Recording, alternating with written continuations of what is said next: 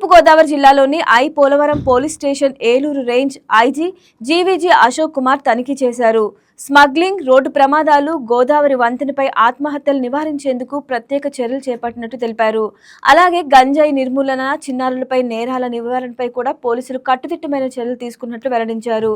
జిల్లా ఎస్పీ రాహుల్ మీనా తదితర అధికారులు ఈ పర్యటనలో పాల్గొన్నారు. పోలవరం పోలీస్ స్టేషన్ ఇన్స్పెక్షన్ చేయడం జరిగింది.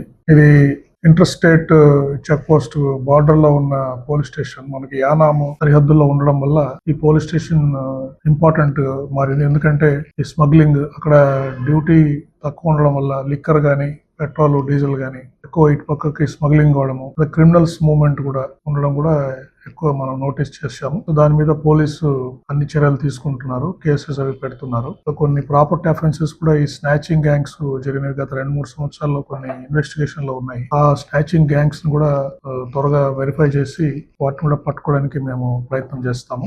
ఇంకొక ప్రాబ్లం ఇక్కడ రోడ్ యాక్సిడెంట్స్. ఇది ఇంటర్ స్టేట్ చెక్ పోస్ట్ కి దగ్గరగా ఉండడము, తర్వాత ట్రాఫిక్ చాలా ఎక్కువ ఉండడం వల్ల రోడ్ యాక్సిడెంట్స్ జరుగుతూ ఉన్నాయి. సో దాని మీద కూడా మేము ప్రత్యేక ప్రణాళిక చేయడం జరిగింది. గత 3 సంవత్సరాల్లో జరిగిన రోడ్ యాక్సిడెంట్స్ అన్ని కూడా వెరిఫై చేసి ఇక్కడ బ్లాక్ స్పాట్స్ మేము తయారు చేశాము. అంటే తరచూ రోడ్ యాక్సిడెంట్ జరిగే ప్రదేశాలు ఈ పోలవరం లిమిట్స్ లో 2 బ్లాక్ స్పాట్స్, ఒకటి పాత ఇంజరము ఎదుర్లంక బ్రిడ్జ్ దగ్గర ఒకటి, తర్వాత కోమరగిరి. ఈ 2 స్పాట్స్ లో మనకి ఎక్కువ యాక్సిడెంట్స్ జరుగుతున్నాయి. ఇక్కడ ఈ కోమరగిరి స్పాట్ లో గత 3 సంవత్సరాల్లో 8 మంది చనిపోవడం జరిగింది.